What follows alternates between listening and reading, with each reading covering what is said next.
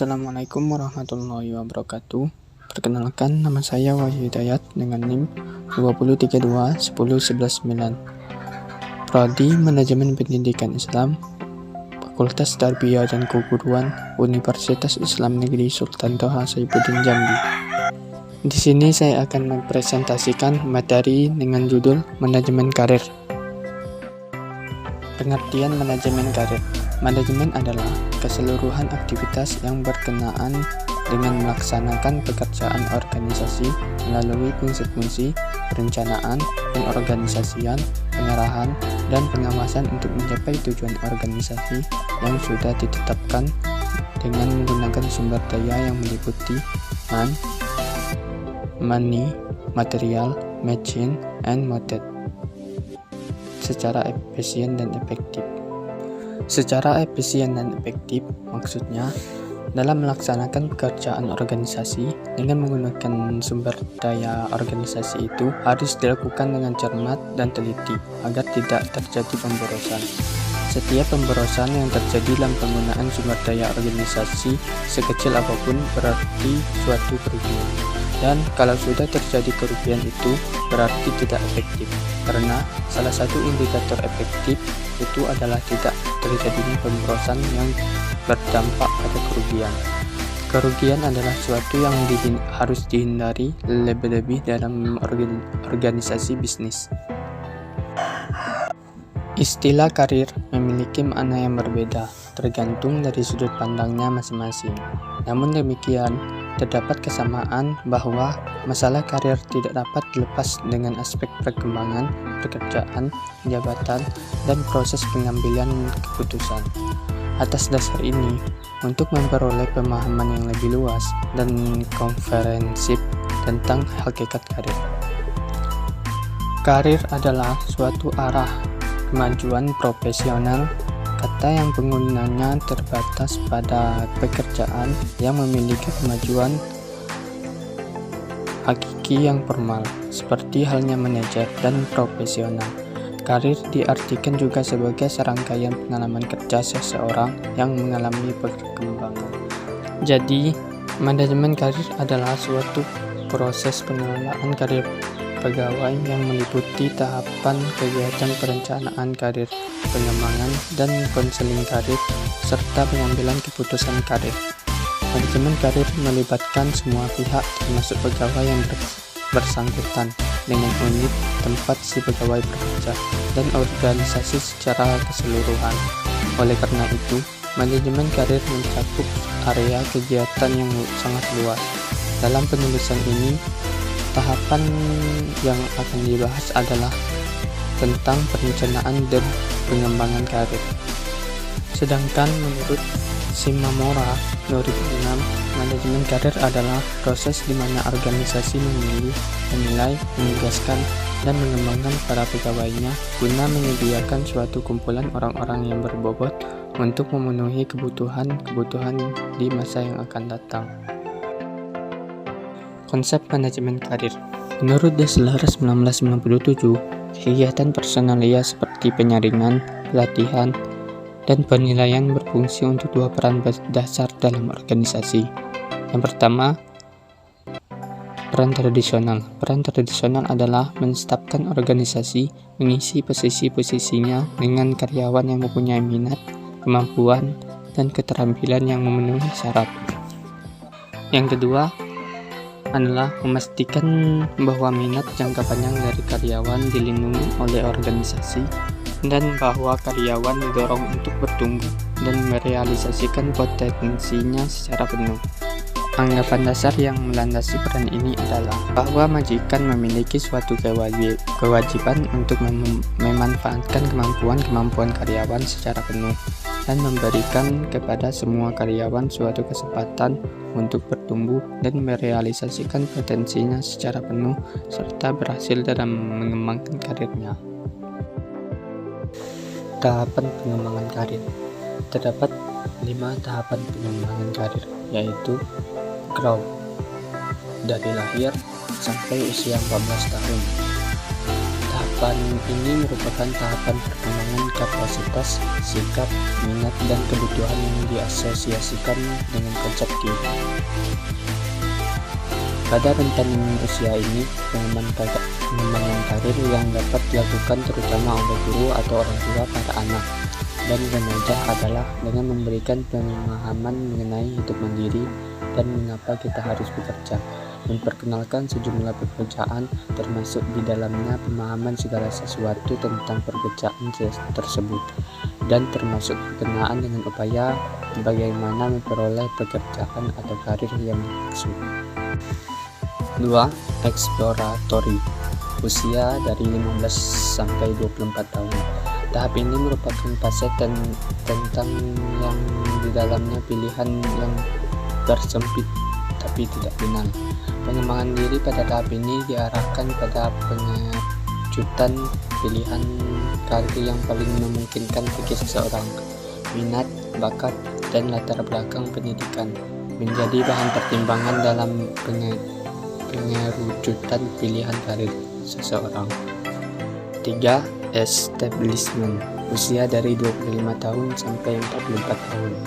Pada tahap ini merupakan tahap coba-coba dan stabilitas melalui pengalaman kerja. Pengembangan karir pada tahap ini sudah pada tataran aksi, di mana seseorang sudah mulai masuk pada dunia kerja atau karir yang ia pilih.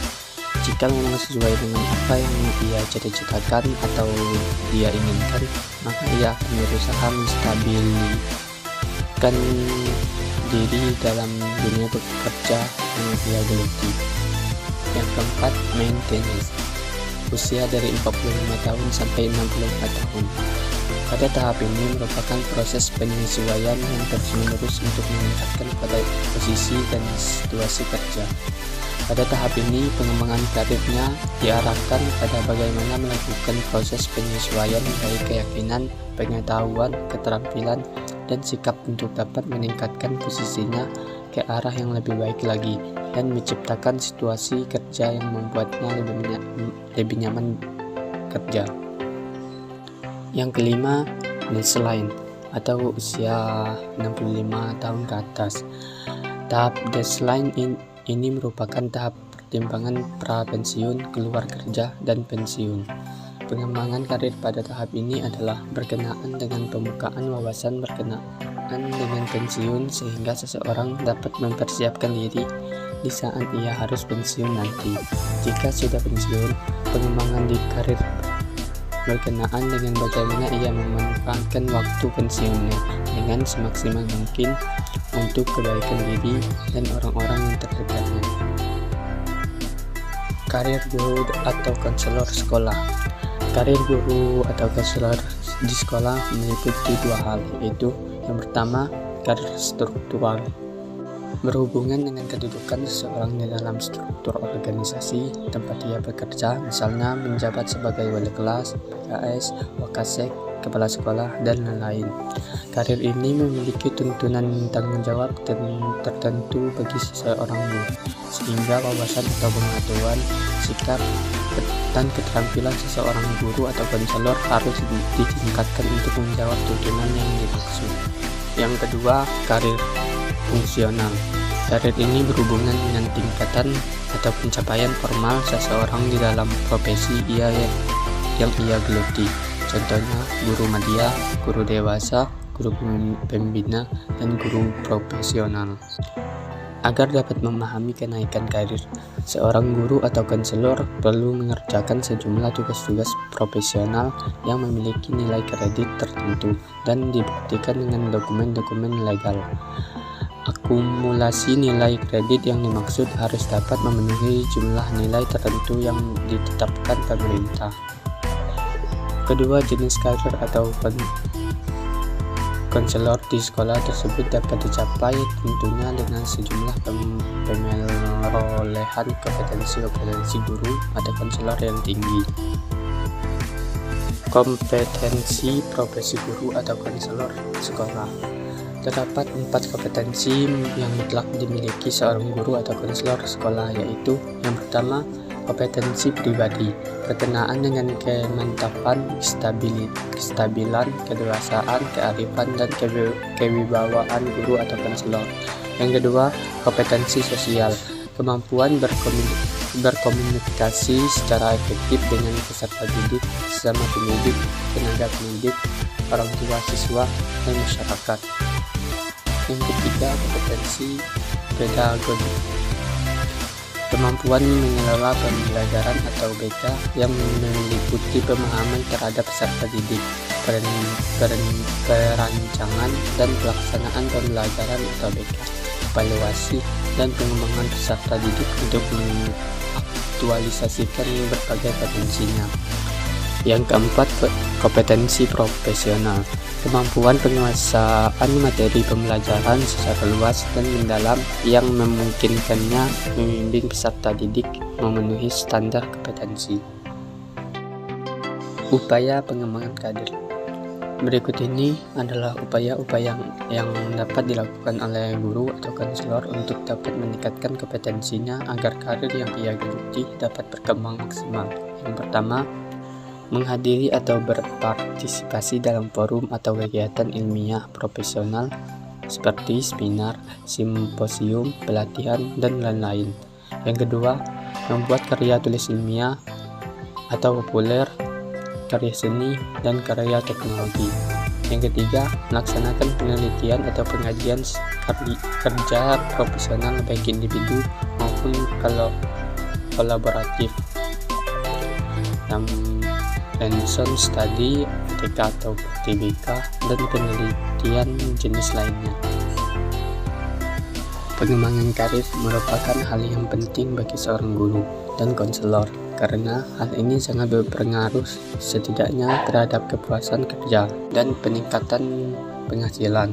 Dengan kata lain, jika karir seseorang guru atau konselor meningkat, maka tentu saja pengakuan lembaga yang menaunginya juga meningkat, yang salah satunya dibuktikan dengan peningkatan gaji yang ia terima, dan tentunya hal ini akan membuat ia lebih merasa senang dan nyaman bekerja. Untuk mencapai hal itu, idealnya seorang guru atau konselor harus mengetahui tentang tingkatan karir dan konsekuensi dari tingkatan karir tersebut bagi dirinya, baik berupa tanggung jawab atau kewajiban maupun ganjaran yang akan ia peroleh. Selain itu, guru atau konselor juga harus mengetahui upaya-upaya yang dapat dia lakukan untuk mendapat meniti karir yang tingkatan lebih tinggi tersebut. Dengan memahami hal-hal seputar tingkatan karir dan upaya penyampaiannya, seorang guru atau konselor memiliki arah yang jelas dalam menjalani karir dan profesinya itu. Kendatipun demikian, realita yang terjadi saat ini, sebagian guru atau konselor baru mengalami kesibukan yang luar biasa ketika ia mendapat pemberitahuan mengenai persyaratan yang harus dipenuhi untuk kenaikan pangkat. Akhirnya, berbagai upaya dilakukan untuk memenuhi persyaratan tersebut, walaupun terkadang menempuh cara yang tidak profesional. Bahkan tidak jarang upaya tersebut menimbulkan sejumlah riak-riak dan permasalahan dalam organisasi sekolah yang sedikit banyak mempengaruhi pengerjaan tugas utama guru atau konselor dalam mendidik para siswa. Guru sebagai komponen penting dalam sistem pendidikan diharapkan mampu menjadi fasilitator, motivator, dan dinamisator dalam proses belajar siswa. Oleh karena itu, guru dituntut untuk dapat mempunyai kompetensi dalam dunia pendidikan. Dalam rangka pelaksanaan kurikulum, perlu adanya metode pembelajaran yang sesuai dengan mata pelajaran yang diampu oleh masing-masing guru. Dengan demikian, proses belajar mengajar akan berjalan seiring dengan pengembangan aspek-aspek belajar siswa yang meliputi aspek kognitif, aspek efektif, dan aspek psikomotor. Sekian video presentasi dari saya. Terima kasih yang sudah menonton. Wassalamualaikum warahmatullahi wabarakatuh.